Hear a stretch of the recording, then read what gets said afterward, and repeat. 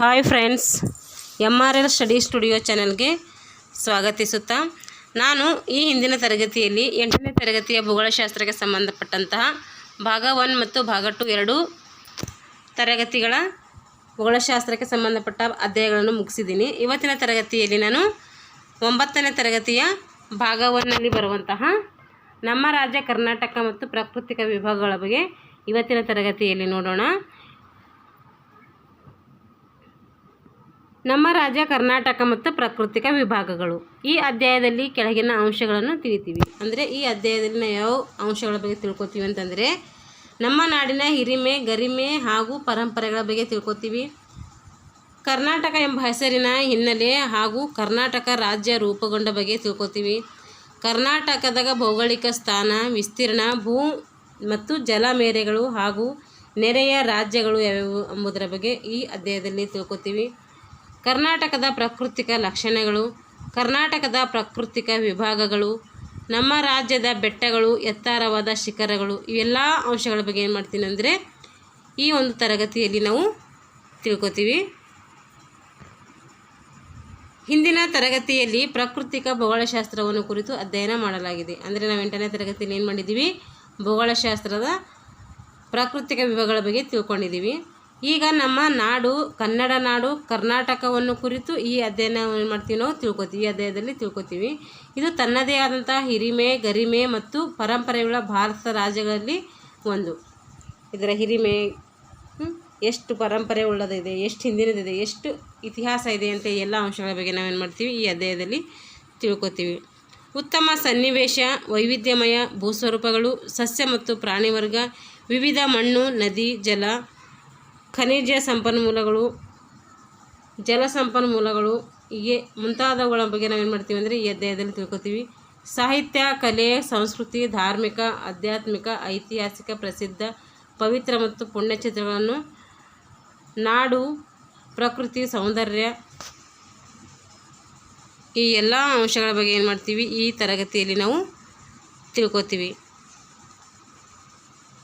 ಈಗ ಕರ್ನಾಟಕಕ್ಕೆ ಏನು ಹಿನ್ನೆಲೆ ಇದೆ, ಅದು ಹೆಸರು ಕರ್ನಾಟಕ ಅಂತ ಬರುವುದಕ್ಕೆ ಏನೇನು ಕಾರಣ ಅಂಥೇಳಿ ಈಗ ಇದರಲ್ಲಿ ತಿಳ್ಕೊಳ್ಳೋಣ. ಕರ್ನಾಟಕ ಎಂಬ ಪ್ರಾಚೀನ ಹೆಸರು ಏನಿದೆ ಅಂದರೆ ಪ್ರಾಚೀನ ಕಾಲದಿಂದಲೂ ಅದು ಬಳಕೆಯಲ್ಲಿದೆ. ಇದನ್ನು ಹಿಂದೆ ಏನು ಮಾಡ್ತಾಯಿದ್ರು, ಕರುನಾಡು ಅಂದರೆ ಕರ್ ಪ್ಲಸ್ ನಾಡು ಅಂದರೆ ಕಪ್ಪು ಮಣ್ಣಿನ ನಾಡು ಅಂತೇಳಿ ಕರಿತಿದ್ರು. ತಮಿಳಿನ ಶಿಲ್ಪಪದಿಕರಂ ಪ್ರಾಚೀನ ಕೃತಿಯಲ್ಲಿ ಕರುನಾಟ್ ಎಂಬ ಶಬ್ದವನ್ನು ಕರ್ನಾಟಕ ಅಂತೇಳಿ ಕರೆದಿರುವುದರ ಹಿನ್ನೆಲೆ ಇದೆ.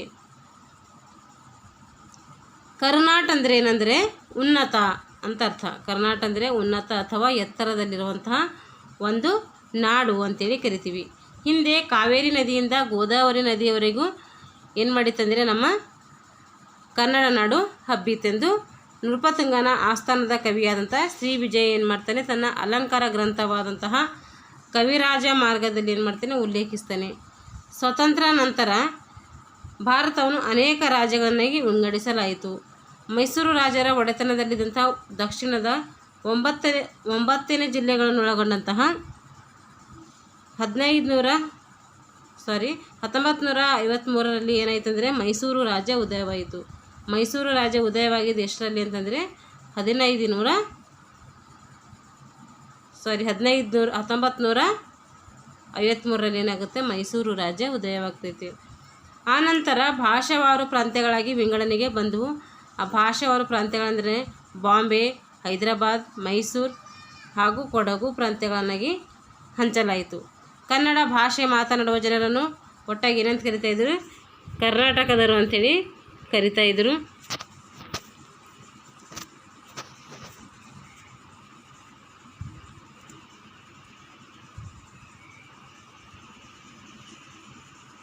ಅಂದರೆ ಕನ್ನಡ ಮಾತಾಡೋರು ಕರ್ನಾಟಕದವರು, ಮರಾಠಿ ಮಾತಾಡೋರು ಮಹಾರಾಷ್ಟ್ರದವರು, ಹೀಗೆ ಬೇರೆ ಬೇರೆ ಯಾವ್ಯಾವ ಪ್ರಾಂತ್ಯದಲ್ಲಿ ಯಾವ್ಯಾವ ಮಾತಾಡ್ತಾರೆ ಅದೊಂದು ಪ್ರಾಂತ್ಯಗಳಾಗಿ ಏನು ಮಾಡಿದ್ರು ಅಂದರೆ ಆವಾಗ ವಿಂಗಡಣೆ ಮಾಡಿದ್ರು. 1956 ನವೆಂಬರ್ 1ರಂದು ವಿಶಾಲ ಮೈಸೂರು ರಾಜ್ಯ ಏನಾಯಿತು, ಅವಾಗ ಅಸ್ತಿತ್ವಕ್ಕೆ ಬಂತು. ವಿಶಾಲ ಮೈಸೂರು ರಾಜ್ಯ ಅಸ್ತಿತ್ವಕ್ಕೆ ಬಂದಿದ್ದು ಯಾವಾಗ ಅಂತಂದರೆ ಅದು 1953. ಇದರ ಸವಿನೆನಪಿಗಾಗಿ ಪ್ರತಿ ವರ್ಷ ಏನು ಮಾಡ್ತೀವಿ ಅಂದರೆ ನವೆಂಬರ್ ತಿಂಗಳಿನಲ್ಲಿ ಕನ್ನಡ ರಾಜ್ಯೋತ್ಸವ ಅಂತೇಳಿ ಆಚರಣೆ ಮಾಡ್ತೀವಿ. ಕನ್ನಡಿಗರ ಅಭಿಲಾಷೆಯಂತೆ ನಮ್ಮ ರಾಜ್ಯವನ್ನು 1973 ನವೆಂಬರ್ 1ರಂದು ಏನಾಯ್ತಂದರೆ ಕರ್ನಾಟಕ ಅಂಥೇಳಿ ಮರುನಾಮಕರಣ ಇದಕ್ಕೆ ಮಾಡಲಾಯಿತು. ಭಾರತದ 28 ರಾಜ್ಯಗಳಲ್ಲಿ ಕರ್ನಾಟಕವು ಒಂದಾಗಿದೆ. ಫಸ್ಟ್ 29 ರಾಜ್ಯಗಳಿದ್ವು, ಇವಾಗ 28 ರಾಜ್ಯಗಳಿವೆ. ಆ ರಾಜ್ಯಗಳಲ್ಲಿ ಕರ್ನಾಟಕವು ಕೂಡ ಒಂದು ರಾಜ್ಯವಾಗಿದೆ. ಇದು ಭಾರತದ ದಕ್ಷಿಣದಲ್ಲಿ ಕಂಡುಬರ್ತೈತೆ. ಕರ್ನಾಟಕ ಯಾವ ಭಾಗದಲ್ಲಿ ಕಂಡುಬರ್ತದೆ ಅಂದರೆ ದಕ್ಷಿಣದಲ್ಲಿ ಕಂಡುಬರ್ತೈತೆ. ಪರ್ಯಾಯ ದ್ವೀಪದ ಪಶ್ಚಿಮದ ಮಧ್ಯಭಾಗದಲ್ಲಿದೆ. ಅಂದರೆ ಭಾರತದ ದಕ್ಷಿಣದಲ್ಲಿದ್ದು ಪರ್ಯಾಯ ದ್ವೀಪದ ಪಶ್ಚಿಮ ಭಾಗದಲ್ಲಿ ಇದು ಕಂಡುಬರ್ತೈತೆ. ಇದು 11 ಡಿಗ್ರಿಯಿಂದ 31ರವರೆಗೆ 18 ಡಿಗ್ರಿಯಿಂದ 45 ಇಂಚು ಉತ್ತರ ಅಕ್ಷಾಂಶಗಳ ಹಾಗೂ 74 ಡಿಗ್ರಿ 12 ಇಂಚಿಂದ 78 ಡಿಗ್ರಿ 40 ಇಂಚ್ ಪೂರ್ವ ರೇಖಾಂಶಗಳ ನಡುವೆ ಏನಾಗಿದೆ ಅಂದರೆ ನಮ್ಮ ಕರ್ನಾಟಕ ರಾಜ್ಯ ವಿಸ್ತರಿಸಿದೆ. ಇವೆಲ್ಲ ಡಿಗ್ರಿಗಳು ಕೇಳ್ತಾರೆ, ನೆನಪಿಟ್ಕೊಳ್ಬೇಕು. ಉತ್ತರ ಅಕ್ಷಾಂಶಗಳು ಹಾಗೂ ಪೂರ್ವ ರೇಖಾಂಶಗಳ ನಡುವೆ ಏನು ಮಾಡಿದೆ ನಮ್ಮ ಕರ್ನಾಟಕ ವಿಸ್ತರಿಸಿದೆ. ಅತ್ಯಂತ ಉತ್ತರದ ತುದಿಯಾದ ಬೀದರ್ ಜಿಲ್ಲೆಯ ಔರಾದ್ ತಾಲೂಕಿನಿಂದ ದಕ್ಷಿಣದ ತುದಿಯಾದ ಚಾಮರಾಜನಗರ ಜಿಲ್ಲೆಯವರೆಗೆ ಎಷ್ಟಿದೆ ಅಂತಂದರೆ ಅದು 750 ಕಿಲೋಮೀಟರ್ ಉದ್ದವಾಗಿದೆ. ಎಲ್ಲಿಂದ? ದಕ್ಷಿಣದ ತುದಿಯಿಂದ ಉತ್ತರದ ತುದಿಗೆ, ಅಂದರೆ ಉತ್ತರದ ತುದಿಯಿಂದ ದಕ್ಷಿಣದ ತುದಿಗೆ. ಉತ್ತರಕ್ಕೆ ಯಾವ ಜಿಲ್ಲೆ ಬರ್ತೈತೆ? ಔರಾದ್ ಜಿಲ್ಲೆ ಬರ್ತೈತೆ. ದಕ್ಷಿಣಕ್ಕೆ ಚಾಮರಾಜನಗರ ಜಿಲ್ಲೆಯವರೆಗೆ ಏನಾಗಿದೆ ನಮ್ಮ ಭಾರತ 750 ಕಿಲೋಮೀಟರ್ ಉದ್ದವನ್ನು ಹೊಂದಿದೆ. ಹಾಗೆ ಪಶ್ಚಿಮದಿಂದ ಪೂರ್ವಕ್ಕೆ ಎಷ್ಟು ಹೊಂದಿದೆಯಪ್ಪ ಅಂದರೆ ಅದು 400 ಕಿಲೋಮೀಟರ್ಗಳಷ್ಟು ಅಗಲವನ್ನು ಹೊಂದಿದೆ. ಉತ್ತರ ಕನ್ನಡ ಜಿಲ್ಲೆಯ ಕಾರವಾರ ಅತ್ಯಂತ ಏನಿದೆ ಪಶ್ಚಿಮ ತುದಿಯಲ್ಲಿದ್ದು, ಕೋಲಾರ ಜಿಲ್ಲೆಯ ಮುಳಬಾಗಿಲು ತಾಲೂಕು ಪೂರ್ವ ತುದಿಯಲ್ಲಿದೆ. ಪಶ್ಚಿಮ ತೀರದಲ್ಲಿ ಕೋಲಾರ ಬಂದರೆ ಪೂರ್ವ ತೀರದಲ್ಲಿ ಮುಳಬಾಗಿಲು ಬರ್ತೈತೆ. ಕರ್ನಾಟಕದ ರಾಜ್ಯವು ಭೂ ಮತ್ತು ಜಲ ಎರಡೂ ಗಡಿಗಳನ್ನು ಹೊಂದಿದೆ. ಪಶ್ಚಿಮಕ್ಕೆ ಏನಿದೆ ಅಂತಂದರೆ ಅರಬ್ಬಿ ಸಮುದ್ರ ಇದೆ. ಕರ್ನಾಟಕದಲ್ಲಿ ಪಶ್ಚಿಮಕ್ಕೆ ಅರಬ್ಬಿ ಸಮುದ್ರವನ್ನು ಕಂಡುಬರ್ತೈತೆ. ಹಾಗೆ ಉತ್ತರಕ್ಕೆ ಏನು ಕಂಡುಬರ್ತೈತೆ? ಮಹಾರಾಷ್ಟ್ರ ಕಂಡುಬರ್ತದೆ. ಉತ್ತರಕ್ಕೆ ಮಹಾರಾಷ್ಟ್ರ, ಪೂರ್ವಕ್ಕೆ ಆಂಧ್ರ ಪ್ರದೇಶ, ದಕ್ಷಿಣಕ್ಕೆ ಮತ್ತು ಆಗ್ನೇಯಕ್ಕೆ ತಮಿಳುನಾಡು, ನೈಋತ್ಯಕ್ಕೆ ಕೇರಳ, ವಾಯುವ್ಯಕ್ಕೆ ಗೋವಾ. ಈ ಎಲ್ಲ ಏನಾಗಿದೆ ಅಂದರೆ ಕರ್ನಾಟಕದ ಸುತ್ತಮುತ್ತ ಬರುವಂತಹ ಗಡಿಮೇರೆಗಳು ಅಥವಾ ಸುತ್ತಮುತ್ತಲಿನ ರಾಜ್ಯಗಳು ಅಂತೇಳಿ ಹೇಳಬೇಕು. ಆಕಾರದಲ್ಲಿ ಕರ್ನಾಟಕ ಯಾವುದು ಶೇಪ್ ಹೊಂದಿದೆ ಅಂದರೆ ಗೋಡಂಬಿ ಶೇಪನ್ನು ಇದು ಹೊಂದಿದೆ. ಆಕಾರದಲ್ಲಿ ಗೋಡಂಬಿ ಶೇಪು ಏನು ಮಾಡ್ತೈತೆ ಅಂದರೆ ಈ ಕರ್ನಾಟಕ ಕಂಡುಬರ್ತದೆ.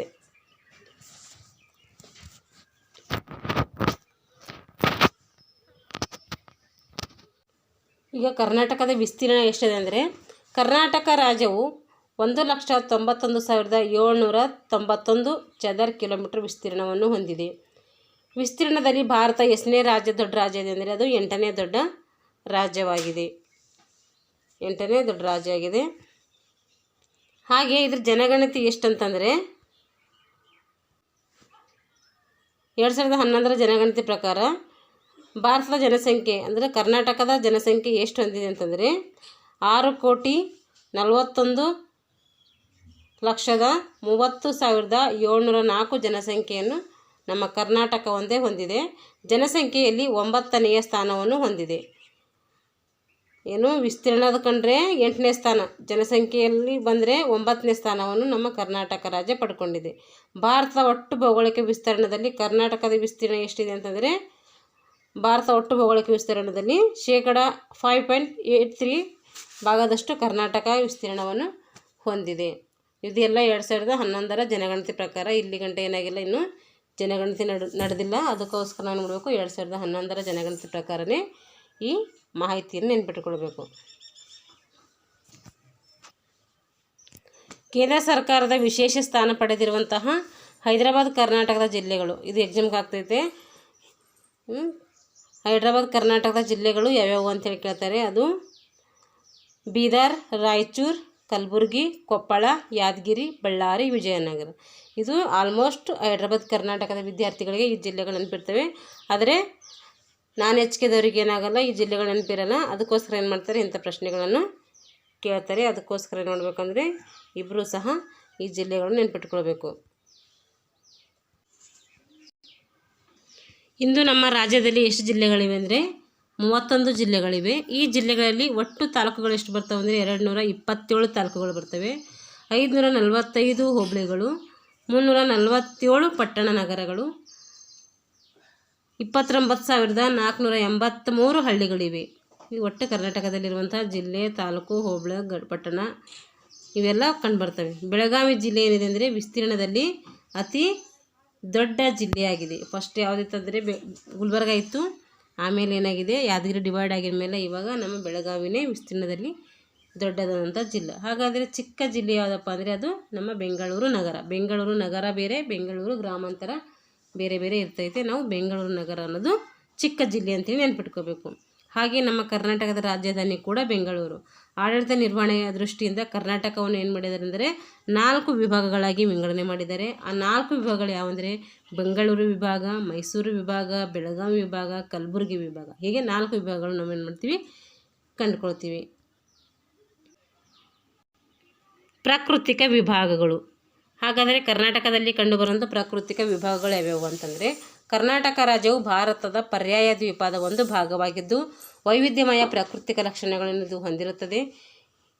ಇದರ ದಕ್ಷಿಣ ಭಾಗವು ಏರು ತಗ್ಗುಗಳಿಂದ ಭೂಸ್ವರೂಪಗಳನ್ನು ಹೊಂದಿದ್ದಾರೆ. ಉತ್ತರ ಭಾಗವೇನೆಂದರೆ ವಿಶಾಲವಾದ ಬಯಲು ಸೀಮೆಯನ್ನು ಹೊಂದಿದೆ. ಕರಾವಳಿ ಮತ್ತು ಮಲೆನಾಡುಗಳಲ್ಲಿ ವಿರುದ್ಧ ಸ್ವರೂಪವನ್ನು ಇವುದು ಕಂಡುಬರ್ತೈತೆ. ಪೂರ್ವದ ಕಡೆಗೆ ಸಾಧಾರಣ ಇಳಿಜಾರು ಮತ್ತು ಪಶ್ಚಿಮದ ಕಡೆಗೆ ಕಡಿದಾದ ಇಳಿಜಾರನ್ನು ಇದು ಹೊಂದಿರ್ತೈತೆ. ಅಲ್ಲಲ್ಲಿ ಬೆಟ್ಟಗಳ ಸಾಲುಗಳಿದ್ದು ನಡುವೆ ಕಣಿವೆ ಕಂದರಗಳನ್ನು ಇಲ್ಲಿ ಕಂಡುಬರ್ತಾವೆ. ರಾಜ್ಯದ ಭಾಳಷ್ಟು ಭಾಗ ಏನಾಗಿದೆ ಅಂದರೆ ಸಮುದ್ರ ಮಟ್ಟಕ್ಕೆ ಅಂದರೆ 450ರಿಂದ 900 ಮೀಟರ್ದಷ್ಟು ಎತ್ತರದಲ್ಲಿದೆ. ಕೆಲವು ಭಾಗಗಳಲ್ಲಿ 18 ಮೀಟರ್ಗಳಿಗೂ ಹೆಚ್ಚು ಎತ್ತರದ ಭಾಗಗಳನ್ನು ಮಾಡ್ತದೆ ಕರ್ನಾಟಕದಲ್ಲಿ ಕಂಡುಬರ್ತವೆ. ಭೂರಚನೆ ಮೇಲೆ ಅದರ ಲಕ್ಷಣಗಳನ್ನು ಆಧರಿಸಿ ಕರ್ನಾಟಕವನ್ನು ಮುಖ್ಯವಾಗಿ 3 ಪ್ರಾಕೃತಿಕ ವಿಭಾಗಗಳಾಗಿ ವಿಂಗಡಣೆ ಮಾಡಿದ್ದೀವಿ.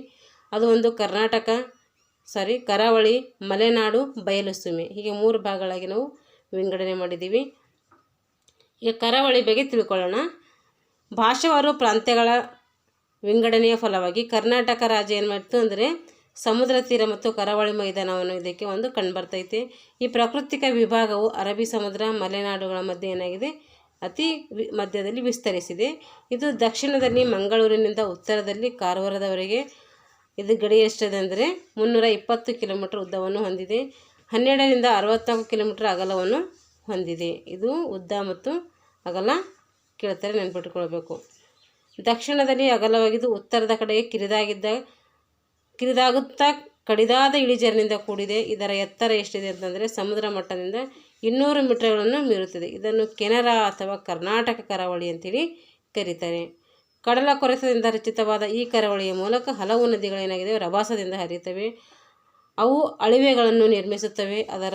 ಆದರೆ ಅವು ವಿಶಾಲ ನದಿ ಮುಖಜ ಭೂಮಿಯನ್ನು ನಿರ್ಮಿಸಲಕ್ಕ ಅದಕ್ಕೆ ಬರಲ್ಲ. ಕರಾವಳಿ ಉದ್ದಕ್ಕೂ ಅನೇಕ ಬಂದರುಗಳಿವೆ. ಅವುಗಳಲ್ಲಿ ನವಮಂಗಳೂರು ಬಂದರು ಏನಾಗಿದೆ ಅಂದರೆ ಕರ್ನಾಟಕದ ಅತಿ ದೊಡ್ಡ ಬಂದರಾಗಿದೆ. ಭಟ್ಕಳ, ಮಾಲ್ಪೆ, ಕಾರವಾರ, ಕುಮಟಾ, ಬೇಲಿಕೇರಿ ಮತ್ತು ಹೊನ್ನಾವರಗಳು ಏನಾಗಿದೆ ಅಂದರೆ ಮೀನುಗಾರಿಕಾ ಬಂದರುಗಳಾಗಿವೆ. ಇಲ್ಲಿನ ಅನೇಕ ಸುಂದರ ಸಮುದ್ರ ತೀರಗಳು ಪ್ರವಾಸಿಗರನ್ನು ಏನು ಮಾಡ್ತಾ ಇದೆ ಆಕರ್ಷಿಸ್ತಾ ಇದೆ. ಮಂಗಳೂರು ಸಮೀಪದ ಸೋಮೇಶ್ವರ, ಉಳ್ಳಾಲ, ಪಣಂಬೂರು, ಉಡುಪಿ ಸಮೀಪದ ಮಾಲ್ಪೆ, ಕಾರವಾರ, ಹೊನ್ನಾವರ ಸಮೀಪದ ಮುರುಡೇಶ್ವರ, ಮರವಂತೆ ಮತ್ತು ಗೋಕರ್ಣ ಸಮೀಪದ ಓಂ ಬೀಚ್ ಇವೆಲ್ಲ ಏನಾಗಿದೆ ಪ್ರಮುಖವಾಗಿ ಕಂಡುಬರ್ತವೆ. ಕರಾವಳಿ ಸಮೀಪ ಅನೇಕ ಸಣ್ಣ ಸಣ್ಣ ದ್ವೀಪಗಳು ಕಂಡುಬರ್ತವೆ. ಅವುಗಳಲ್ಲಿ ಮಾಲ್ಪೆ ಸಮೀಪದಲ್ಲಿರುವ ಸೇಂಟ್ ಮಾರಿಸ್ ದ್ವೀಪ, ಅದಕ್ಕೆ ಕೊಕೊನಟ್ ದ್ವೀಪ ಅಂತ ಕರೀತಾರೆ. ಕಾರವಾರ ಸಮೀಪದ ಅಂಜದ್ವೀಪ, ದೇವಗಢ, ಕಾಂಜಿಗುಡ್ಡ ಈ ಮುಂತಾದ ದ್ವೀಪಗಳನ್ನು ಮಾಡ್ತವೆ ಅಲ್ಲಿ ಕಂಡುಬರ್ತವೆ. ಕರಾವಳಿಯ ಜನರ ಮುಖ್ಯ ವೃತ್ತಿ ಯಾವುದಂದರೆ ಅದು ಮೀನುಗಾರಿಕೆ, ಜೊತೆಗೆ ಕೃಷಿ ಮತ್ತು ಇವರ ಒಂದು ಪ್ರಮುಖವಾಗಿ ಬಂದರ ಅಂದರೆ ಒಂದು ವೃತ್ತಿಯಾಗಿ ಮಾಡ್ಕೊಂಡಿದ್ದಾರೆ. ಇಲ್ಲಿ ಗೋಡಂಬಿ, ತೆಂಗು, ಅಡಿಕೆ, ಏಲಕ್ಕಿ, ಭತ್ತ ಮೊದಲಾದ ಬೆಳೆಗಳನ್ನು ಬೆಳೆಯುವರು. ದಕ್ಷಿಣ ಕನ್ನಡ, ಉಡುಪಿ ಮತ್ತು ಉತ್ತರ ಕನ್ನಡ ಜಿಲ್ಲೆಗಳೇನು ಮಾಡಿದ್ದೇವೆ ಕರಾವಳಿ ಜಿಲ್ಲೆಗಳಾಗಿ ಕಂಡುಬರ್ತವೆ. ಈಗ ಮಲೆನಾಡು. ನಮ್ಮ ರಾಜ್ಯದ ಪಶ್ಚಿಮ ಘಟ್ಟಗಳ ಭಾಗವನ್ನು ಏನಂತ ಕರಿತೀವಿ ಮಲೆನಾಡು ಅಂತ ಕರಿತೀವಿ. ಇದನ್ನೇ ಸಹ್ಯಾದ್ರಿ ಬೆಟ್ಟ ಅಂತಲೂ ಕೂಡ ಕರಿತೀವಿ. ಮಲೆನಾಡು ಉತ್ತರ ದಕ್ಷಿಣದ ಕರಾವಳಿಗೆ ಸಮಾನಾಂತರವಾಗಿ ಇದು ಕಂಡುಬರ್ತೈತೆ. ಪಶ್ಚಿಮ ಭಾಗವು ಕಡಿದಾದ ಇಳಿಜಾರನ್ನು ಹೊಂದಿದ್ದು ಪೂರ್ವದ ಕಡೆಗೆ ಹೋದಂತೆ ನಿಧಾನವಾಗಿ ಹಂತ ಹಂತವಾಗಿ ಇಳಿಜಾರನ್ನು ಹೆಚ್ಚಾಗ್ತಾ ಹೋಗ್ತೈತೆ. ಅದರಿಂದಲೇ ಇದನ್ನೇನಂತೀವಿ ನಾವು ಘಟ್ಟಗಳು ಅಂಥೇಳಿ ಕರಿತೀವಿ. ಇದರ ಉದ್ದ 650 ಕಿಲೋಮೀಟರ್, ಅಗಲ ಎಷ್ಟಿದೆ ಅಂದರೆ 50ರಿಂದ 76 ಕಿಲೋಮೀಟರ್ ಹೊಂದಿದೆ. ಸರಾಸರಿ ಎತ್ತರ ಸಮುದ್ರ ಮಟ್ಟಕ್ಕೆ ಅಂದರೆ 900ರಿಂದ 1500 ಮೀಟರ್ಗಳಷ್ಟು ಇದ್ದು, ಅರಬ್ಬಿ ಸಮುದ್ರದಿಂದ ಬೀಳುವ ಮಳೆ ಏನಾಗ್ತದೆ, ಮಾರುತಗಳನ್ನು ತಡೆದು 200 ಸೆಂಟಿಮೀಟರ್ಗಿಂತ ಹೆಚ್ಚು ಮಳೆ ಏನು ಮಾಡ್ತದೆ ಇಲ್ಲಿ ಪಡೀತದೆ. ಇಲ್ಲಿನ ಅತಿ ಎತ್ತರವಾದ ಶಿಖರಗಳೇನೆಂದರೆ, ಕರ್ನಾಟಕದಲ್ಲಿ ಎತ್ತರವಾದ ಶಿಖರಗಳು ಯಾವ್ಯಾವ ಅಂತ ಕೇಳಿದ್ರೆ ಮುಳ್ಳಯ್ಯನಗಿರಿ, ಕುದುರೆಮುಖ, ಕಲ್ಲತ್ತಗಿರಿ, ರುದ್ರಗಿರಿ, ದೇವಿರಮ್ಮನ ಬೆಟ್ಟ, ಇವು ಚಿಕ್ಕಮಗಳೂರಿನ ಜಿಲ್ಲೆಗಳಲ್ಲಿ ಕಂಡುಬರ್ತವೆ. ಇದಲ್ಲದೆ ಬಲ್ಲಾಳರಾಯನ ದುರ್ಗ, ಮೂರ್ತಿಗುಡ್ಡ, ಪುಷ್ಪಗಿರಿ, ಕೊಡಚಾದ್ರಿ, ಪಶ್ಚಿಮಘಟ್ಟದ ಇತರ ಉನ್ನತ ಶಿಖರಗಳನ್ನು ಇದು ಹೊಂದಿದೆ. ಇವುಗಳಲ್ಲಿ ಮುಳ್ಳಯ್ಯನಗಿರಿ 1913 ಮೀಟರ್ ರಾಜ್ಯದಲ್ಲಿ ಎತ್ತರವಾದಂಥ ಒಂದು ಬೆಟ್ಟ ಆಗಿದೆ. ಇದು ಕರ್ನಾಟಕದ ಪೂರ್ವದ ಮೈದಾನದಿಂದ ಪಶ್ಚಿಮ ಘಟ್ಟಗಳನ್ನು ದಾಟಿ ಕರಾವಳಿ ಮೈದಾನಕ್ಕೆ ಹೋಗುವ ಮಾರ್ಗವನ್ನು ಪರ್ವತ ಘಾಟಿ ಅಥವಾ ಘಟ್ಟ ಮಾರ್ಗ ಅಂತೇಳಿ ಕರೀತಾರೆ. ಪ್ರಮುಖ ಘಟ್ಟ ಮಾರ್ಗಗಳು ಯಾವಂತಂದರೆ ಚಾಮುಂಡಿ ಘಾಟಿ, ಶಿರಡಿ ಘಾಟಿ, ಆಗುಂಬೆ ಘಾಟಿ, ಹುಲಿಕಲ್ ಘಾಟಿ. ಇವು ಯಾವ್ಯಾವ ಪ್ರದೇಶಗಳನ್ನು ಕಲ್ಪಿಸ್ತವೆ ಅಂತೇಳಿ ಕೇಳ್ತಾರೆ. ಚಾಮುಂಡಿ ಘಟ್ಟ ಏನು ಮಾಡ್ತದೆ ಅಂತಂದರೆ ಮಂಗಳೂರು ಮತ್ತು ಚಿಕ್ಕಮಗಳೂರು ನಡುವೆ ಏನು ಮಾಡ್ತೈತೆ, ಸಂಪರ್ಕವನ್ನು ಕಲ್ಪಿಸ್ತೈತೆ. ಶಿರಡಿ ಘಾಟ್ ಹಾಸನ ಮತ್ತು ಸಕಲೇಶ್ಪುರ ಹಾಗೂ ಮಂಗಳೂರು ನಡುವೆ ಏನು ಮಾಡ್ತೈತೆ, ಸಂಪರ್ಕವನ್ನು ಕಲ್ಪಿಸ್ತೈತೆ. ಆಗುಂಬೆ ಘಾಟ್ ಶಿವಮೊಗ್ಗ ಮತ್ತು ಉಡುಪಿ ನಡುವೆ ಸಂಪರ್ಕವನ್ನು ಕಲ್ಪಿಸುತ್ತದೆ. ಹುಲಿಕಲ್ ಘಾಟ್ ಶಿವಮೊಗ್ಗ ಮತ್ತು ಕುಂದಾಪುರ. ಈ ರೀತಿ ಅಂದರೆ ಚಾಮುಂಡಿ ಘಾಟ್ ಮಂಗಳೂರು ಚಿಕ್ಕಮಗಳೂರು, ಇದು ಹಿಂಗೆ ಚ ಅಂತೇಳಿ ನೆನ್ಪಿಟ್ಕೋಬೇಕು. ಚಾಮುಂಡಿ ಘಾಟ್ ಮಂಗಳೂರು ಚಿಕ್ಕಮಗಳೂರು. ಸಿಂಹಾಸನ ಅಂತ ನೆನ್ಪಿಟ್ಕೊಂಡ್ರೆ ಹಾಸನ ಸಕಲೇಶ್ಪುರ ಮಂಗಳೂರು ಬಂದರೆ ಅವಾಗ ಶಿರಡಿ ಘಾಟು. ಆ ಶಿವು ಅಂತ ನೆನ್ಪಿಟ್ಕೊಂಡ್ರೆ ಇಲ್ಲಿ ಶಿವಮೊಗ್ಗ ಉಡುಪಿ ಸಂಪರ್ಕ ಮಾಡ್ತದೆ ಅಂತ ಅರ್ಥ. ಹುಸಿಕು ಅಂತ ನೆನ್ಪಿಟ್ಕೊಂಡ್ರೆ ಶಿವಮೊಗ್ಗ ಮತ್ತು ಕುಂದಾಪುರ ನಡುವೆ ಏನು ಮಾಡ್ತೈತೆ, ಹುಲಿಕಲ್ ಘಾಟ್ ಕಂಡು ಬರ್ತೈತೆ. ಈ ರೀತಿ ಕೋಡ್ ಮಾಡಿ ನೆನ್ಪಿಟ್ಕೋಬೇಕು. ನಿಮ್ಗೆ ಇದೇ ರೀತಿ ಮಾಡ್ಕೋಬೇಕಂದ್ರೆ ನಿಮ್ಗೆ ಹೆಂಗೆ ಅನುಕೂಲ ಆಗುತ್ತೋ ಹಾಗೆ ನೆನ್ಪಿಟ್ಕೊಳ್ಳಿ. ಮಲೆನಾಡು ಅಧಿಕ ಮಳೆಯನ್ನು ಪಡೆಯೋದರಿಂದ ಇಲ್ಲಿ ಏನು ಮಾಡ್ತದೆ ಅಂದರೆ ನಿತ್ಯ ಹರಿದ್ವರ್ಣ ಅರಣ್ಯಗಳಿಂದ ಕೂಡಿರ್ತದೆ. ನಿಮಗಿದು ತಿಳಿದಿರಲಿ ಅನ್ನೋದು ಇದು ಒಂದು ಇಂಪಾರ್ಟೆಂಟ್ ಆದ ನೋಟ್ಸ್ ಆಗಿರ್ತದೆ. ಇದನ್ನು ನೆನ್ಪಿಟ್ಕೊಳ್ಬೇಕು. ಕರ್ನಾಟಕದ ಹೆಬ್ಬಾಗಿಲು ಅಂತ ಕೇಳಿದ್ರೆ ನವಮಂಗಳೂರು. ಸೆಂಟ್ ಮೇರಿಸ್ ದೀಪವನ್ನು ಸ್ಥಳೀಯರು ಏನಂತ ಕರೀತಾರೆ ಅಂತಂದರೆ ತೋನ್ಸೆಪರ್ ದೀಪ ಅಂತೇಳಿ ಕರೀತಾರೆ. ಮುರುಡೇಶ್ವರ ಸಮೀಪದ ನೇತ್ರಾಣಿ ದೀಪ ಕಂಡು ಬರ್ತದೆ. ಇಲ್ಲಿ ಪಾರಿವಾಳಗಳು ಅಧಿಕವಾಗಿದ್ದರಿಂದ ಇದನ್ನು ಪಿಜನ್ ಐಲ್ಯಾಂಡ್ ಅಂತೇಳಿ ಕರಿತೀವಿ. ಇದು very very important. Pigeon island ಅಂತೇಳಿ ನಾವು ಯಾವುದಕ್ಕೆ ಕರಿತೀವಿ ಅಂತ ಕೇಳ್ತಾರೆ, ಅದು ಮುರುಡೇಶ್ವರ ಸಮೀಪ ಇರುವಂಥ ನೇತ್ರಾಣಿ ದೀಪಕ್ಕೆ ಹಾಗೆ ಕರಿತೀವಿ. ಕರ್ನಾಟಕ ಹಲವು ನದಿಗಳಿಗೆ ಉಗಮ ಸ್ಥಾನವನ್ನು ಹೊಂದಿದೆ. ಇಲ್ಲಿ ಹಲವಾರು ನದಿಗಳು ಹುಟ್ಟಿ ಹರಿತವೆ. ಇಲ್ಲಿಂದ ಕಡಿದಾದ ಇಳಿಜಾರಿನಿಂದ ರಭಸದಿಂದ ಹರಿಯುತ್ತಾ ಅನೇಕ ಜಲಪಾತಗಳನ್ನು ಸಹ ನಿರ್ಮಿಸುತ್ತವೆ. ಅವುಗಳಲ್ಲಿ ಭಾರತದಲ್ಲಿ ಎತ್ತರವಾದ ಜಲಪಾತ ಯಾವುದಂದರೆ ಅದು ಜೋಗ್ ಜಲಪಾತ. ಅದು ಎದಕ್ಕಿದೆ ಅಂದರೆ ಶರಾವತಿ ನದಿಗಿದೆ. ಮುಂಚಳಿ, ಮಾಗೋಡು, ಗೋಕಾಕು, ಶಿವನ ಸಮುದ್ರ, ಅಬ್ಬಿ ಜಲಪಾತಗಳು ಎಲ್ಲ ಪ್ರಮುಖವಾಗಿ ಕಂಡುಬರ್ತವೆ. ಜೊತೆಗೆ ಕಣಿವೆ ಮತ್ತು ಕಂದರಗಳನ್ನು ನಿರ್ಮಿಸಿವೆ. ಇಲ್ಲಿ ಕಾಫಿ, ಚಹಾ, ರಬ್ಬರು, ಸಾಂಬಾರು ಪದಾರ್ಥಗಳನ್ನು ಹೇರಳವಾಗಿ ಅಂದರೆ ಅಧಿಕವಾಗಿ ಬೆಳೀತಾರೆ. ಅಧಿಕ ಕಾಫಿ ಬೆಳೆಯುವುದರಿಂದ ಚಿಕ್ಕಮಗಳೂರನ್ನ ಏನಂತ ಕರಿತೀವಿ, ಕಾಫಿ ನಾಡು ಅಂತೇಳಿ ಕರಿತೀವಿ. ಕೊಡಗು ಜಿಲ್ಲೆಯಲ್ಲಿ ತಂಪಾದ ವಾತಾವರಣದಿಂದ ಇರುವುದರಿಂದ ಕರ್ನಾಟಕದ ಕಾಶ್ಮೀರ ಅಂತೇಳಿ ಕೊಡಗು ಜಿಲ್ಲೆಗೆ ಕರೀತಾರೆ. ಕಿತ್ತಳೆ ಹಣ್ಣನ್ನು ಹೆಚ್ಚಾಗಿ ಬೆಳೆಯುವುದರಿಂದ ಕಿತ್ತಳೆ ನಾಡು ಅಂತೇಳಿ ಕರೀತಾರೆ. ಮಲೆನಾಡು ಪ್ರದೇಶವನ್ನು ಜೀವವೈವಿಧ್ಯ ವಲಯ ಅಂತೇಳಿ ಕೂಡ ಕರೀತಾರೆ. ಹೀಗೆ ಕರ್ನಾಟಕಕ್ಕೆ ವಿವಿಧ ಹೆಸರುಗಳಿಂದ ಕರೀತಾರೆ. ಹಾಸನ, ಕೊಡಗು, ಶಿವಮೊಗ್ಗ, ಚಿಕ್ಕಮಗಳೂರು ಏನಾಗಿವೆ, ಇವು ಮಲೆನಾಡು ಜಿಲ್ಲೆಗಳಾಗಿವೆ. ಹಾಸನ, ಕೊಡಗು, ಶಿವಮೊಗ್ಗ, ಚಿಕ್ಕಮಗಳೂರು. ಹೋದ ಸರಿ ಏನು ಮಾಡಿದರು, ಕೊಡಗು ಜಿಲ್ಲೆಗಳು ಯಾವ್ಯಾವು ಅಂತೇಳಿ ಅಂದರೆ ಮಲೆನಾಡು ಜಿಲ್ಲೆಗಳು ಯಾವ್ಯಾವು ಅಂತೇಳಿ ಕ್ವಶನ್ ಆಗಿತ್ತಿದ್ದು. ಯಾವ್ಯಾವಪ್ಪ ಅಂದರೆ ಹಾಸನ, ಕೊಡಗು, ಶಿವಮೊಗ್ಗ, ಚಿಕ್ಕಮಗಳೂರು. ಇವೆಲ್ಲ ನೆನ್ಪಿಟ್ಕೋಬೇಕು ನಾವು. ಇವೆಲ್ಲ ಏನಂದರೆ ಮಲೆನಾಡು ಜಿಲ್ಲೆಗಳು. ಇವಾಗ ಬಯಲು ಸೀಮೆ. ಮಲೆನಾಡಿನ ಪೂರ್ವ ದಿಕ್ಕಿನಲ್ಲಿ ವಿಶಾಲ ಮೈದಾನ ಇರ್ತದೆ. ಸುಮಾರು 450ರಿಂದ 760 ಮೀಟರ್ ಎತ್ತರದಲ್ಲಿದೆ. ಇದು ಕೃಷ್ಣ, ತುಂಗಭದ್ರಾ, ಕಾವೇರಿ ಜಲನಯನ ಪ್ರದೇಶವನ್ನು ಹೊಂದಿದ್ದು ಇಲ್ಲಿ ಅನೇಕ ಕಡೆ ಬೆಟ್ಟ ಗುಡ್ಡಗಳ ಸಾಲುಗಳನ್ನು ಕಂಡುಬರ್ತವೆ. ಇದು ಪೂರ್ವದ ಕಡೆಗೆ ಇಳಿಜಾರನ್ನು ಹೊಂದಿದ್ದು ಉತ್ತರದ ದಕ್ಷಿಣಕ್ಕೆ ಎತ್ತರವನ್ನು ಹೊಂದಿರುತ್ತದೆ. ಇದನ್ನೇ ನಾವು 2 ಭಾಗಗಳಾಗಿ ವಿಂಗಡಿಸಲಾಗಿದೆ. ಅದು ಒಂದು ಉತ್ತರ ಬಯಲು ಸೀಮೆ ಪ್ರದೇಶ, ಇನ್ನೊಂದು ದಕ್ಷಿಣ ಬಯಲು ಸೀಮೆ ಪ್ರದೇಶ.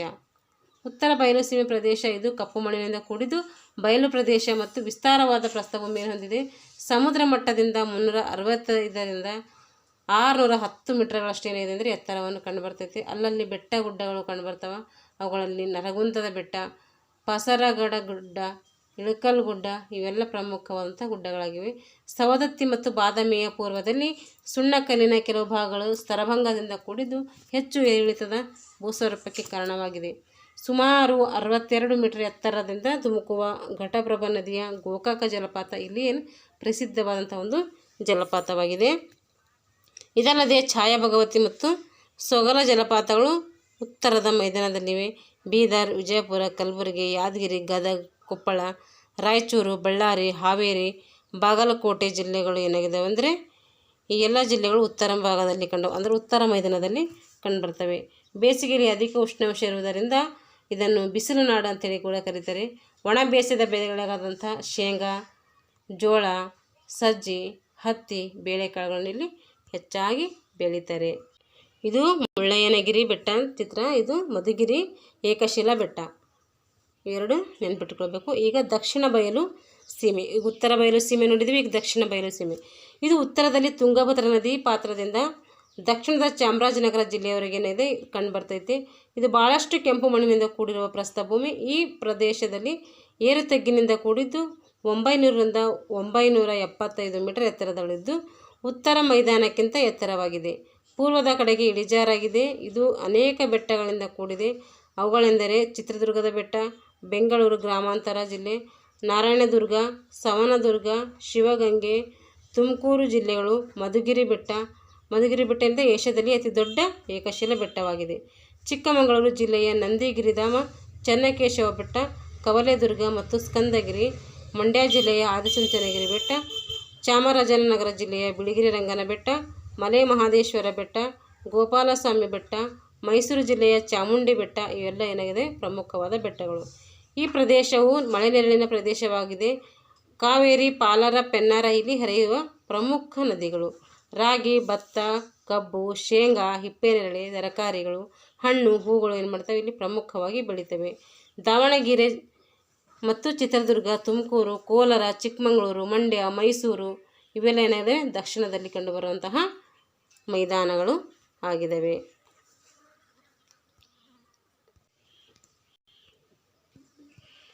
ಕರ್ನಾಟಕ ರಾಜ್ಯೋತ್ಸವವನ್ನು ಈಗ ಇದಂದರೆ ಈ ಪಾಠಸ್ಥಾನದಲ್ಲಿ ಬರುವಂತಹ ಪ್ರಶ್ನೋತ್ತರಗಳಿವೆಲ್ಲ. ಕರ್ನಾಟಕ ರಾಜ್ಯೋತ್ಸವವು ಯಾವಾಗ ಆಚರಣೆ ಮಾಡ್ತೀವಿ ಅಂತಂದರೆ ನವೆಂಬರ್ 1. ಕರ್ನಾಟಕ ಎಂದು ಮರುನಾಮಕರಣ ಮಾಡಿದಂಥ ವರ್ಷ 1973. ಫಸ್ಟ್ ಏನಿತ್ತದು ಮೈಸೂರು ರಾಜ್ಯ ಅಂತೇಳಿ ಕರಿತಾಯಿದ್ರು. ಕರ್ನಾಟಕದ ಪೂರ್ವ ಭಾಗದಲ್ಲಿ ಏನು ಕಂಡುಬರ್ತೈತೆ ಆಂಧ್ರ ಪ್ರದೇಶ ಕಂಡುಬರ್ತೈತೆ. ಕರ್ನಾಟಕದ ಡ್ಯಾಶ್ ಜಿಲ್ಲೆ ವಿಸ್ತೀರ್ಣದ ದೊಡ್ಡ ಜಿಲ್ಲೆ ಅಂದರೆ ಅದು ಬೆಳಗಾವಿ ಜಿಲ್ಲೆ ಆಗಿತ್ತು. ಕರ್ನಾಟಕ ಭಾರತದ ಯಾವ ಭಾಗದಲ್ಲಿದೆ ಅಂದರೆ ದಕ್ಷಿಣ ಭಾಗದಲ್ಲಿದೆ. ಮಾಲ್ಪೆ ಸಮೀಪದಲ್ಲಿ ಏನಿದೆ ಸೆಂಟ್ ಮೇರಿಸ್ ದ್ವೀಪ ಇದೆ. ಸಹ್ಯಾದ್ರಿ ಎಂದು ನಾವೇನು ಮಾಡ್ತೀವಿ ಪಶ್ಚಿಮ ಘಟ್ಟ ಅಂದರೆ ಪಶ್ಚಿಮದ ಭಾಗವನ್ನು ನಾವು ಕರಿತೀವಿ. ಆಗುಂಬೆ ಘಾಟಿಯು ಏನು ಮಾಡ್ತೈತೆ ಶಿವಮೊಗ್ಗ ಮತ್ತು ಉಡುಪಿಯನ್ನು ಸಂಪರ್ಕ ಮಾಡ್ತೈತೆ. ಕೊಡಗು ಏನು ಮಾಡ್ತೀವಿ ನಾವು ಕರ್ನಾಟಕದ ಕಾಶ್ಮೀರ ಅಂತೇಳಿ ಕರಿತೀವಿ. ಇದು ಗುಂಪುಗಳಲ್ಲಿ ನಾವು ಚರ್ಚೆ ಮಾಡಬೇಕು. ಅಕ್ಷಾಂಶ ರೇಖಾಂಶಗಳ ಬಗ್ಗೆ ಹೇಳಿದ್ದೀನಿ. ನೆರೆಹೊರೆ ರಾಜ್ಯಗಳ ಬಗ್ಗೆ ತಿಳ್ಕೊಂಡಿದ್ವಿ. 4 ಆಡಳಿತ ವಿಭಾಗಗಳ ಬಗ್ಗೆ ತಿಳ್ಕೊಂಡಿದ್ವಿ. ಕರ್ನಾಟಕದ ಸ್ಥಾನ, ಭೌಗೋಳಿಕ ವಿಸ್ತೀರ್ಣ ಇದರ ಬಗ್ಗೆ ಎಲ್ಲ ತಿಳ್ಕೊಂಡಿದ್ವಿ. ಅದರ ಪ್ರಾಕೃತಿಕ ವಿಭಾಗಗಳು, ಮಲೆನಾಡು ಪ್ರದೇಶದ ಲಕ್ಷಣಗಳು, ಕರ್ನಾಟಕದ ಕರಾವಳಿ ಮೈದಾನಗಳು ಇವೆಲ್ಲಗಳನ್ನು ನಾವು ಒಂದು ಕಡೆ ನೋಟ್ಸ್ ಮಾಡಿ ಬರೆದಿಟ್ಟರೆ ಇವೆಲ್ಲ ನಮಗೆ GPSಗೆ ಯೂಸ್ಫುಲ್ ಆಗ್ತವೆ. ಜೋಗ ಜಲಪಾತ ಯಾವ ನದಿಗಿದೆ ಅಂದರೆ ಅದು ಶರಾವತಿ ನದಿಗಿದೆ. ಓಂ ಬೀಚು ಗೋಕರ್ಣ ಇದಕ್ಕೆ ಮಾಡಿದ್ದಾರೆ. ನಂದಿ ಗಿರಿಧಾಮ ಕಂಡುಬರೋದು ಚಿಕ್ಕಬಳ್ಳಾಪುರದಲ್ಲಿ. ಏಕಶಿಲಾ ಬೆಟ್ಟ, ಮಧುಗಿರಿ ಬೆಟ್ಟ, ಬಿಸಿಲು ನಾಡು ಯಾವುದು ಮಂಗಳೂರು. ಹೀಗೆ ನಾವು ಏನು ಮಾಡಬೇಕು ಇವೆಲ್ಲಕ್ಕೆ ಹೊಂದಿಸಿ ಬರೀಬೇಕು. ನೋಡಿ ಫ್ರೆಂಡ್ಸ್, ಇಲ್ಲಿ ಗಂಟೆ ಏನಾಯ್ತು ಅಂದರೆ 9ನೇ ತರಗತಿಯ ಭಾಗ 1ನಲ್ಲಿ ಬರುವಂತಹ ಈ ಅಧ್ಯಾಯವನ್ನು ನಾವು ಏನು ಮಾಡಿದ್ವಿ ಸವಿವರವಾಗಿ ಮಾಡಿದ್ದೀವಿ. ಅದಕ್ಕೋಸ್ಕರ ಯಾರೆಲ್ಲ ನಮ್ಮ ಚಾನಲನ್ನು ಸಬ್ಸ್ಕ್ರೈಬ್ ಮಾಡ್ಕೊಂಡಿಲ್ವೋ ದಯವಿಟ್ಟು ಸಬ್ಸ್ಕ್ರೈಬ್ ಮಾಡಿಕೊಂಡು ವಿಡಿಯೋಗಳನ್ನು ವೀಕ್ಷಿಸಿ ಅಂತ ಹೇಳ್ತಾ ಇಲ್ಲಿಗೆ ಈ ವಿಡಿಯೋನ ಮುಗಿಸ್ತಾ ಇದ್ದೀನಿ. Thanks for watching all.